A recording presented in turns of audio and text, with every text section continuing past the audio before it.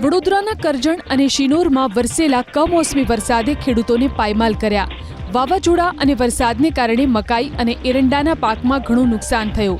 ખેડૂતોની માંગ છે કે સરકાર જલ્દી પાક નુકસાનીનો સર્વે કરાવી સહાય ચૂકવે। સુરતના ગ્રામ્ય વિસ્તારોમાં વરસેલા માવઠા અને વાવાઝોડાને કારણે ફળોની વાડીઓમાં મોટું નુકસાન થયું। અનેક વાડીઓમાં આખા વૃક્ષો ધરાશાયી થયા। આંબા પરથી કેરીઓ ખરી ગઈ। ખેડૂતોને મોટું નુકસાન થયું। બનાસકાંઠાના અનેક વિસ્તારોમાં વરસેલા ભારે વરસાદને કારણે અહીં પણ પાકને મોટું નુકસાન થયું। ખેતરમાં કાપણી કરેલો ઘઉંનો પાક પલળી ગયો। જિલ્લામાં 52,000 હેક્ટરમાં ઘઉંની ખેતી થાય છે। પપૈયા ખરી પડતા ખેડૂતોને મોટું નુકસાન થયું।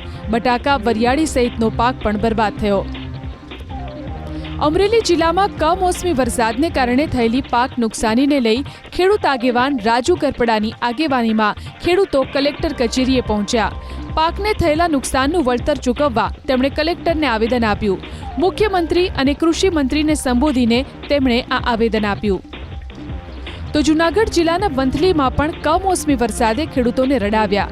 ચીકુના બગીચાઓમાં ભારે નુકસાન થયું। ચીકુનો ફાલ ખરી પડ્યો છે। વંથલી પંથકમાં લગભગ 70 થી 80% લોકો ચીકુની ખેતી પર આધાર રાખે છે।